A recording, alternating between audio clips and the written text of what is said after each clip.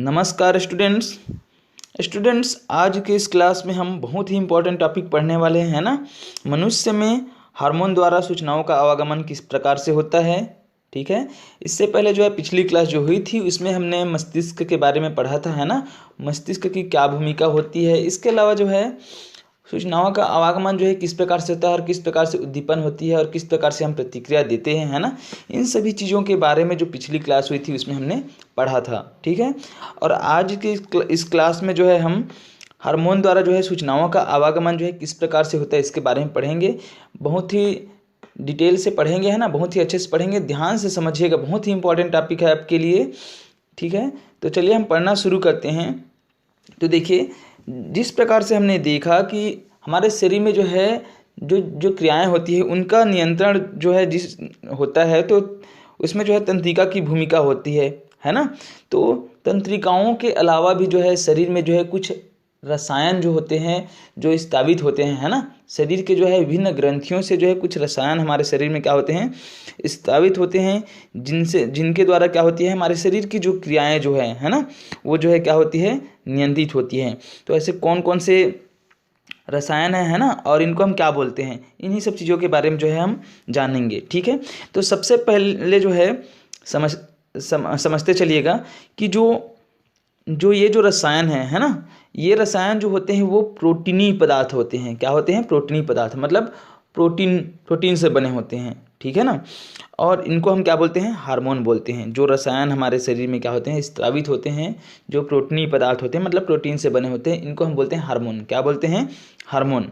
ठीक है, और इन्हीं हार्मोन के द्वारा क्या होती है, हमारे शरीर के जो है कई प्रकार की जो क्रियाएं जो होती है उनका नियंत्रण किनके द्वारा होता है, इन्हीं हार्मोन के द्वारा क्या होता है, नियंत्रण होता है। ठीक है, इसी कारण से जो है ये जो हार्मोन जो होते हैं ना, इनको क्या कहा जाता है, ये जो होते हैं ये हमारे शरीर के जो है विभिन्न अंगों की गतिविधियों के बीच की को क्या करते हैं, ये जो गतिविधियां जो होती है हमारे शरीर में उनकी जो है कणियाँ जोड़ने वाले जो है प्रमुख एजेंट कहते हैं। ठीक है, इसी कारण से हार्मोन। ओके, उसके बाद यहाँ पर सबसे पहले हम देखेंगे ग्रंथियों को, है ना। कौन कौन से ग्रंथि जो है कहाँ पर जो है पाए जाते हैं। ठीक है, तो देखिए सबसे पहले हम समझते हैं ये पीयूष ग्रंथि। ठीक है, देखिए ये जो आपका मस्तिष्क है ना यहाँ पर, ठीक है ना, ये जो आपका मस्तिष्क है यहाँ पर पाया जाता है पीयूष ग्रंथि। कौन सी ग्रंथि पाए जाते हैं, पीयूष ग्रंथि। और पीयूष ग्रंथि को एक बार है ना, पीयूष ग्रंथि जो होता है हमारे शरीर की जो है सबसे जो है छोटी अंतःस्रावी ग्रंथि होती है। ठीक है, उसके बाद जो है, और पीयूष ग्रंथि को मास्टर ग्रंथि भी कहा जाता है, याद रखिएगा। ठीक है, उसके बाद देखिए पैराथायराइड ग्रंथि। ठीक है, ये जो है गले के पास होता है। ठीक है, ये पैराथायराइड ग्रंथि जो है गले के पास होता है। इसके बाद जो है देखिए थायराइड ग्रंथि, ये भी जो है गले के पास ही होता है। ठीक है, यहीं पर घेंघा रोग होता है थायराइड ग्रंथि के पास। ठीक है, ओके।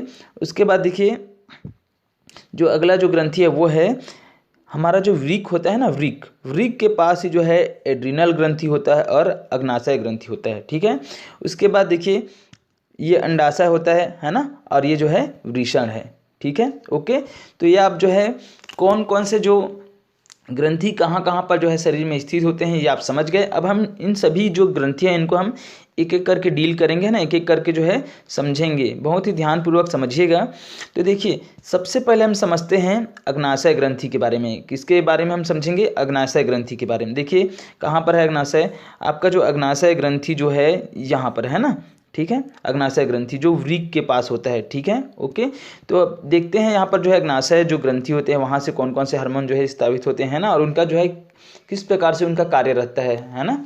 तो देखिए सबसे पहले देखिए जो अग्नाशय जो है ना, हमारा जो वृक्क के पास जो अग्नाशय होता है ये है ना। तो अग्नाशय से जो है जब पाचन की क्रिया होती है तो पाचन की क्रिया के लिए जो है अग्नाशयी रस बनते हैं। क्या बनते हैं, अग्नाशयी रस। ठीक है ना, जिनसे हमारे शरीर में क्या होती है, छोटी आंत में जो है पाचन होती है। ठीक है, हमारे शरीर में जो है पाचन की क्रिया के लिए जो है अग्नाशय जो होता है वहाँ से जो है पाचक रस निकलता है, अग्नाशयी रस। ठीक है, तो इसके अलावा जो है हमारे शरीर में जो है अग्नाशयी रस के अलावा जो है इंसुलिन का भी निर्माण होता है। क्या होता है, इंसुलिन का निर्माण कहाँ पर होता है, अगर आपसे पूछा जाए तो अग्नाशय में होता है। कहाँ पर होता है, अग्नाशय में। ठीक है, ओके। और ये जो है क्या है, एक प्रकार का जो है हार्मोन है। ठीक है ना। इंसुलिन नामक जो है क्या नाम का एक क्या बनता है, हार्मोन बनता है। कहाँ पर बनता है, अग्नाशय में बनता है, ठीक है, ओके। और ये जो है यदि इंसुलिन ना हो, है ना, यदि इंसुलिन यदि नहीं बनता हमारे शरीर में, तो जो है हमारा शरीर जो है शक्कर का उपयोग जो है नहीं कर सकता था, ठीक है, नहीं कर सकता, ओके। क्यों नहीं कर सकता, क्योंकि इंसुलिन की अनुपस्थिति में हमारे जो वृक्क जो होते हैं ना, वृक्क, ठीक है ना, तो वृक्क रक्त में उपस्थित जो शक्कर को क्या कर देता, मूत्र के साथ जो है बाहर निकाल देता, ठीक है ना। मतलब इंसुलिन यदि नहीं होती तो हमारा जो वृक्क जो है, ठीक है, रक्त में जो शर्करा की मात्रा जो होती है, हमारे जो रक्त में जो है शक्कर की जो मात्रा होती है उसको क्या कर देता, वो बाहर निकाल देता, और हम क्या हो जाते हैं, हम मधुमेह के शिकार हो जाते, ठीक है ना। मतलब हमको क्या हो जाता, डायबिटीज़, शक्कर की बीमारी बोलते हैं, है ना, तो शक्कर की बीमारी हो जाती, ठीक है, ओके। कब की स्थिति में, जब इंसुलिन हमारे शरीर में ना बने तब की स्थिति में। अब इंसुलिन जो है क्या है, एक हार्मोन है ना, जो हमारे अग्नाशय ग्रंथि में बनता है, ठीक है। अब यदि जो है, ये तो हो गई एक बात। अब दूसरी बात और है ना, यदि इंसुलिन की मात्रा हमारे शरीर में बहुत अधिक जो है बढ़ जाए तब क्या होगा, यदि इंसुलिन की मात्रा हमारे शरीर में जो है बहुत अधिक बन जाए तब क्या होगा, है ना, ये भी हमारे लिए घातक हो जाएगा, ठीक है।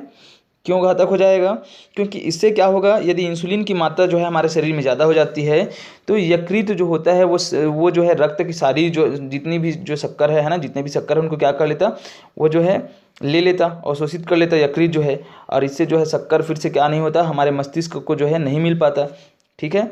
और फिर से इस यहाँ पर क्या होती, एक गंभीर जो है समस्या जो है उत्पन्न हो जाती, ठीक है ना। क्योंकि हमारे शरीर के नियंत्रण के लिए जो है, जो शक्कर जो है वो एक जो है निश्चित मात्रा में क्या है, हमारे शरीर में जो है, हमारे शरीर में जो है स्वास्थ्य को बनाए रखने के लिए, है ना, हम और विभिन्न प्रकार की जैविक क्रियाओं के नियंत्रण के लिए हमारे शरीर में जो है जो शक्कर की एक निश्चित मात्रा की क्या होती है, आवश्यकता होती है। और इसकी कमी से हमको क्या हो जाता है, इनकी कमी से हमको जो है मधुमेह हो जाता है, डायबिटीज़ हो जाता है, या इनकी अधिकता से भी क्या होती है, हमारे शरीर में जो है मधुमेह, है ना, जिनको हम जो है क्या बोलते हैं, इन्हीं को हम शक्कर की बीमारी बोलते हैं, ये हो जाता है। मतलब हमारे शरीर में यदि शक्कर की मात्रा बढ़ जाए और या फिर एकदम से कम हो जाए या फिर एकदम से बढ़ जाए, तो दोनों में क्या होती है, समस्या उत्पन्न हो जाती है।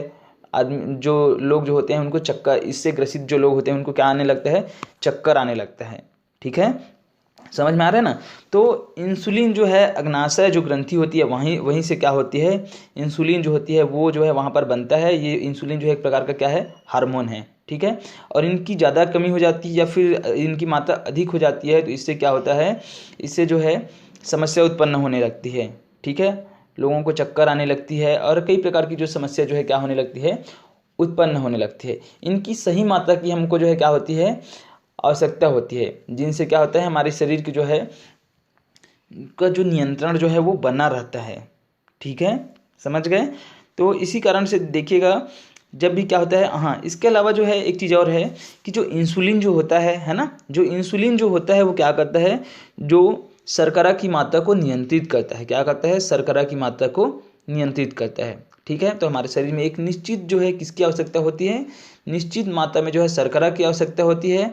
और उस शर्करा की जो मात्रा होती है उसको बनाए रखने के लिए जो है हमको जो है एक निश्चित मात्रा में इंसुलिन की भी आवश्यकता होती है, ठीक है ना।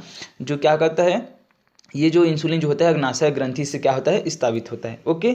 ये समझ गए होंगे आप किसके बारे में, इंसुलिन जो हार्मोन है उनके बारे में, ठीक है, ओके।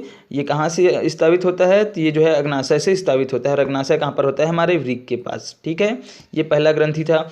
दूसरा ग्रंथि देखिए, पैराथायराइड ग्रंथि, किसके बारे में हम जानेंगे, पैराथायराइड ग्रंथि। तो देखिए पैराथायराइड ग्रंथि कहाँ है, ये जो है आपके गले के पास होता है। कहाँ पर होता है, गले के पास, ठीक है। तो हम देखते हैं पैराथायराइड ग्रंथि का जो है इनका क्या कार्य होता है। देखिए पैराथायराइड जो ग्रंथि होता है वो हमारे शरीर में जो रक्त जो होता है ना, तो रक्त में जो है कैल्शियम की मात्रा का क्या करता है, नियंत्रण करता है। क्या करता है, जो कैल्शियम की जो मात्रा जो होती है हमारे रक्त में उसका क्या करता है, नियंत्रण करता है, ठीक है। अब देखिए यदि कैल्शियम की मात्रा हमारे शरीर में जो है क्या हो जाए, एकदम से कम हो जाए, है ना, तो क्या होगा, हमारे शरीर की जो मांसपेशियां जो है ना, उनमें जो है ऐंठन उत्पन्न हो जाती है। क्या उत्पन्न हो जाती है, ऐंठन उत्पन्न हो जाती है, ठीक है, ओके। और इससे क्या होता है, जो हड्डियां जो होती है रक्त से क्या करने लगती है, कैल्शियम को जो है सोखने लगती है, ठीक है ना, ओके, ठीक है। इसके अलावा यदि ये जो हार्मोन जो है वो क्या होने लगती है, ये जो हार्मोन यदि बहुत ज़्यादा हो जाती है, ठीक है, जो पैराथायराइड ग्रंथि से जो हार्मोन जो स्रावित होता है, यदि वो जो है बहुत अधिक मात्रा में जो है क्या होने लगती है, स्रावित होने लगती है, तो तब क्या होता है, हड्डियां जो है घुलने लगती है ना, और रक्त में जो कैल्शियम की मात्रा जो है बहुत अधिक जो है बढ़ जाती है। दोनों हमारे लिए क्या होते हैं, दोनों हमारे लिए जो है बहुत ही ज़्यादा क्या होते हैं, हानिकारक होते हैं। तो समझ में आया, ये था आपका दूसरा ग्रंथि। कौन सी ग्रंथि? पैराथायराइड ग्रंथि, जो कहाँ पर होते हैं, गले के पास होते हैं, ठीक है। और ये जो पैराथायराइड ग्रंथि जो होता है वो क्या करता है, हमारे शरीर में जो है कैल्शियम की जो मात्रा जो होती है ना रक्त में, उसको क्या करता है, नियंत्रित करता है, ठीक है। और कैल्शियम की रक्त में यदि कैल्शियम की मात्रा कम हो जाती है, हमारे शरीर में जो है, हमारे शरीर की जो मांसपेशियां हैं उसमें जो है ऐंठन उत्पन्न हो जाती है, ठीक है। क्यों ऐसा होता है? क्योंकि हमारे शरीर जो हड्डियां जो होती है रक्त से जो है कैल्शियम को क्या कर लेती है, सोख लेती है। इस कारण से यदि ये जो हार्मोन जो इसमें से जो हार्मोन जो है उत्पन्न होती है, मतलब स्रावित होती है पैराथायराइड ग्रंथि से, यदि उसकी मात्रा भी जो है क्या हो जाती है, बहुत अधिक हो जाती है, तो हड्डियां क्या होने लगती है, घुलने लगती है। किसमें घुलने लगती है? आपका जो रक्त जो है उसमें, ठीक है। और इस प्रकार से क्या होता है, रक्त में कैल्शियम की मात्रा जो है बहुत अधिक बढ़ जाती है, और दोनों ही हमारे लिए क्या होते हैं, बहुत ज़्यादा हानिकारक होते हैं। समझ में आया? ओके, तो ये था आपका दूसरा ग्रंथि। कौन सा ग्रंथि? पैराथायराइड ग्रंथि, ठीक है। उसके बाद हम तीसरा ग्रंथि के बारे में पढ़ेंगे, थायराइड ग्रंथि के बारे में। किसके बारे में पढ़ेंगे?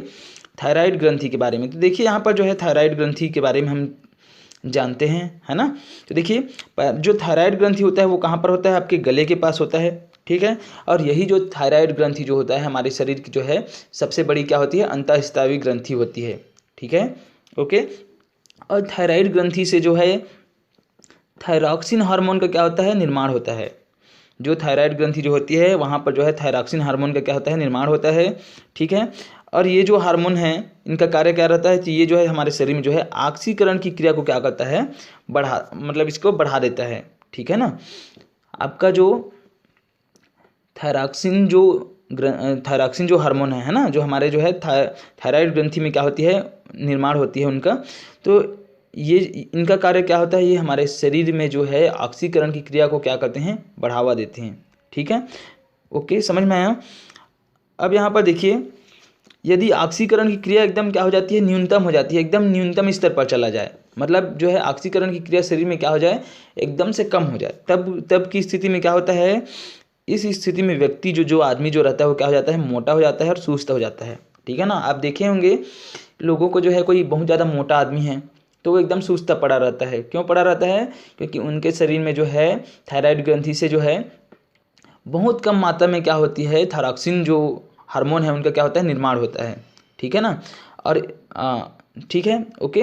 तो थायरॉक्सिन जो हार्मोन जो होता है ना, ये जो है इनकी कमी से है ना, न्यूनतम स्तर जब, क्योंकि ये अगर क्या होता है कि थायरॉक्सिन हार्मोन का जो है कम स्तर होता है तो ऑक्सीकरण क्या होता है, एकदम से न्यूनतम हो जाता है, ठीक है ना। और न्यूनतम होगा तो ऑक्सीकरण शरीर में न्यूनतम होगा तो क्या होगा, शरीर जो है, व्यक्ति का शरीर मोटा हो जाता है और सुस्त हो जाता है। इसी कारण से मोटे लोग हमेशा क्या होते हैं, सुस्त होते हैं। उनके शरीर में जो है थायरॉक्सिन हार्मोन की क्या होती है, कमी होती है इस कारण से। ओके, समझ में आया।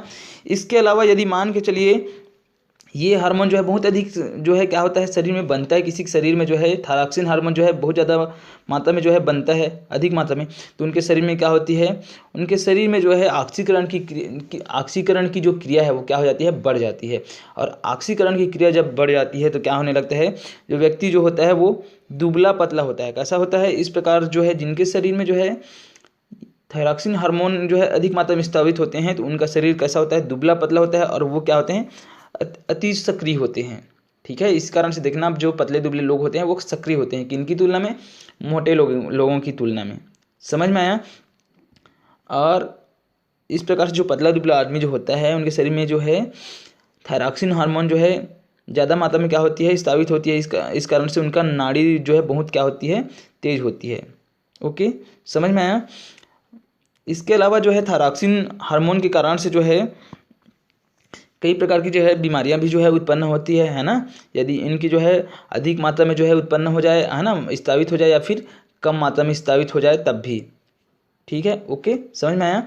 तो देखिए कभी कभी क्या होता है, कैंसर भी जो है ना, कैंसर भी जो है कैंसर के कारण से क्या होता है शरीर में, कभी कभी क्या हो जाता है, अगर किसी के शरीर में जो है कैंसर हो जाता है तो ये जो ग्रंथि जो होती है ना, इसको क्या कर दिया जाता है, इनको निकाल दिया जाता है और बाहर से उनको क्या दिया जाता है, थायरॉक्सिन हार्मोन दिया जाता है। ये भी स्थिति बनती है। ओके, समझ में आया? ठीक है, तो यहाँ तक आप समझ गए होंगे, है ना? ओके, उसके बाद जो है आगे हम देखेंगे, इसके अलावा जो है कुछ और देख लेते हैं ना, थायरॉक्सिन ग्रंथि के बारे में। देखिए, यदि थायरॉक्सिन जो है, ये थायरॉक्सिन ग्रंथि जो है, यदि थायरॉक्सिन हार्मोन जो है, थायराइड ग्रंथि जो है थायरॉक्सिन हार्मोन जो है यदि बनाना बंद कर देती है ना, तब क्या होता है, तब इस स्थिति में जो है रक्त में जो थायरॉक्सिन की मात्रा क्या हो रहती है, अपरिवर्तित रहती है। ठीक है ना? ओके, समझ में आया?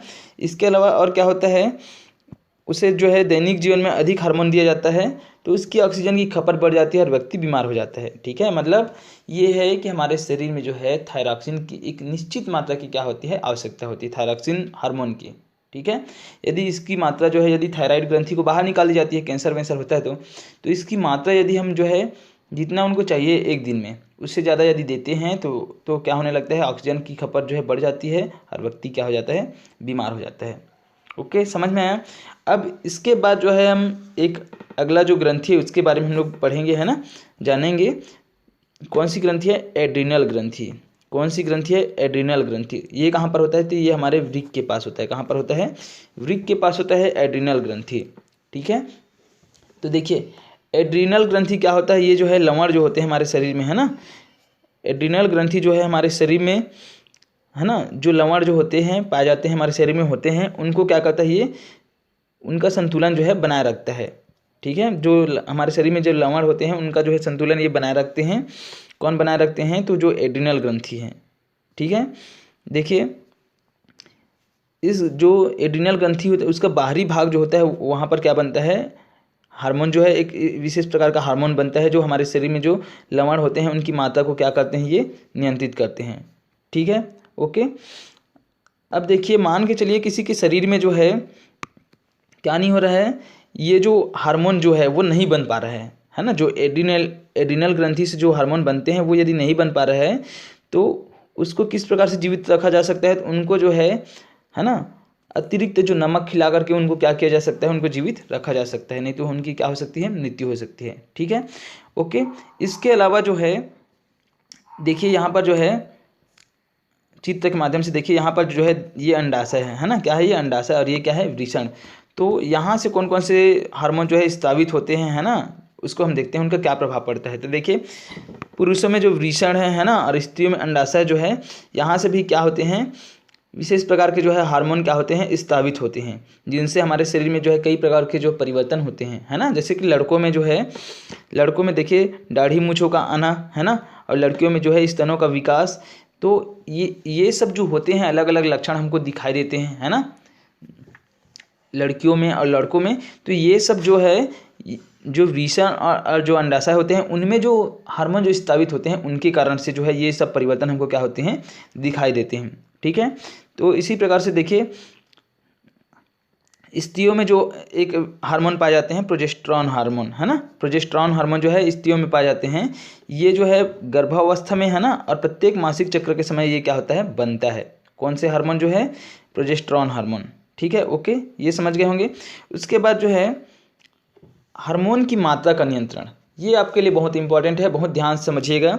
तो यहाँ पर जो है हम जो है हार्मोन की मात्रा का नियंत्रण किस प्रकार से होता है उसको पढ़ेंगे। तो यहाँ पर हम पीयूष ग्रंथि के बारे में पढ़ने वाले हैं। किसके बारे में पढ़ने वाले हैं? पीयूष ग्रंथि। तो देखिए पीयूष ग्रंथि कहाँ पर होता है, तो ये हमारे मस्तिष्क में होता है। कहाँ पर होता है? हमारे मस्तिष्क में होता है पीयूष ग्रंथि। ठीक है, तो चलिए हम पढ़ते हैं ना पीयूष ग्रंथि के बारे में। तो देखिए ये तो आप जान गए पीयूष ग्रंथि कहाँ पर होता है। तो पीयूष ग्रंथि में जो है क्या होता है, जो हार्मोन जो बनता है ना, तो वो जो है वृद्धि के लिए, शक्कर के उपयोग के लिए, स्तनपान कराने वाली माताओं में दूध के निर्माण के लिए, है ना। इसके अलावा जो है जो थायराइड ग्रंथि है, जो थायराइड है, एड्रिनल है और अंडाशय है, वृषण है, तो इन सभी से जो है जो हार्मोन स्रावित करने वाली, मतलब इन सभी से जो भी हार्मोन क्या होते हैं, स्रावित होते हैं, या ये जो अभी मैं जितना भी बताया हूँ कि है ना, वृद्धि के लिए, शक्कर के उपयोग है और स्तनपान कराने वाली माताओं में दूध के निर्माण के लिए, है ना। तो इन सभी के लिए जो हार्मोन जो है स्रावित करने वाली जो ग्रंथियां होती है ना, उनको कौन नियंत्रित करता है? तो उनको जो है पीयूष ग्रंथि जो होते हैं, पीयूष ग्रंथि से जो हार्मोन जो है स्रावित होते हैं वही नियंत्रित करते हैं, है ना। समझ में आया। तो देखिए अब यहाँ पर आप समझिएगा, है ना, ये तो आप समझ गए होंगे।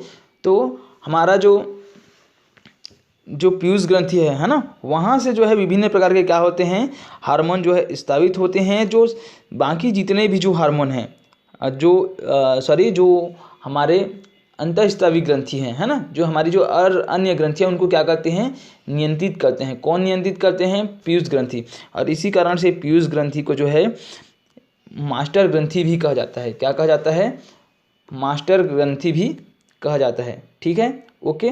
अब इसके अलावा देखिए यहाँ पर जो है पीयूष ग्रंथि जननांग उद्दीपक हार्मोन के उत्पादन का इस तरह नियंत्रण होता है कि शरीर में टेस्टोस्टेरोन की मात्रा स्थिर बने रहे। इसी प्रकार पीयूष ग्रंथि का एक अन्य हार्मोन वृद्धि संबंधित है, यह इंसुलिन के विरोधी की तरह काम करता है।